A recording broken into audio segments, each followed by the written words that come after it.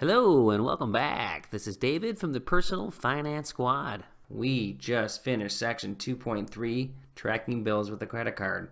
We learned the inflows and outflows of money of credit cards can be very dangerous because they are tracked in a separate ledger, if you will, which means you have to track back to your ledger. Hence, we are in the budget maintenance chapter. So now our next piece is section 2.4, managing bill due dates. Here's a key point. You heard this many times in life. What's on paper is not what really occurs when practicing it, right? What we're saying here is that Jasper needs to look at the money that he has coming out on the bill dates that he has. So we've added this due date column. And when establishing a budget, this is certainly very important. If you have a budget already, you should be pretty well versed in knowing when money comes out, or you can find out pretty easily. So if we take a quick peek down here, start marking off, we can see that 8-1 is a common theme here. Now, we should also understand that this non-applicable section here is stuff that doesn't necessarily have a due date. Like a membership may not be, these items in here could almost be considered supplement. All these other supplements or / other, which really goes into the supplement, or it could go into some other accounts, they don't have to have necessarily a due date. So what you really need to work with are the expenses that you know are going to be coming out every month. So if we go down a little bit further here, we do a little bit of math. And we see that in Jasper's case, we have $1,974 due in bills. And they're due on 8/1. Now his take-home pay for the first check is $2,239. So feasibly speaking, he'll have some money left over. But what if he goes out and uses money in his spending account? The whole point is he's leaving himself with very little to work with.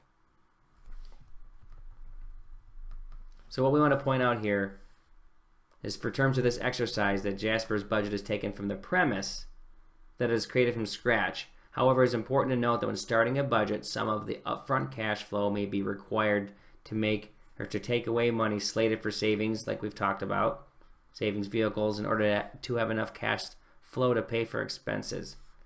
So again, if you're just starting out a budget, hopefully you have some money saved so you can have a little padding. And if you're already in budgeting, hopefully you have some money once you reconfigure your budget to, again, have some money to handle the flow of cash. That's what this is all about, is management. Now what's important here, which we mentioned a little earlier in our exercises, it's really important to know when bills are really due. So for example, here's the mortgage scenario. Mortgage payments in your statement will always say that they're due on the 1st of the month. But in reality, they're not considered late until the 16th of each month. So you could tell them to automatically take money out for that mortgage payment from your bank account and any of those days from 1 through 15. So that's $861 just on its own in Jasper's budget. And that's 31.4% of his total bills. So that can lead you to say, well, maybe I could have a bill taken out on the 15th, but maybe I can have a lot of my other bills changed later than that. So let's take an example of childcare. Now we see that the statement says the due date is February 2nd, but then you'll see this. And most statements you get from any business that wants money from you, you'll see that this spot right here, late fee after, or something to that effect. When is it going to be considered late? So in this case, Jasper could say, you know what, I'm going to have mine paid on the 11th and my mortgage on the 15th. And then maybe he can manipulate his other bills. That's the other thing. There's oftentimes you can have your bills set up to be paid at certain dates. So, you have to work with what you're given. If you have a car payment, that's going to be an established date because it's fixed. But again, there is abilities to move your numbers around. And you have to go check those out if you're already in flight right now so you can have the right cash flow.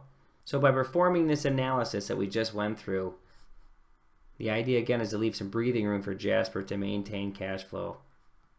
So here's another little piece. We have supplemental and savings vehicles. They total $1,040. So really, if you took $2,735 from his total bills and took off $1,040, you have $1,695. So it's about flexibility and it's about cash flow. So thank you for joining, and we will see you in the next section.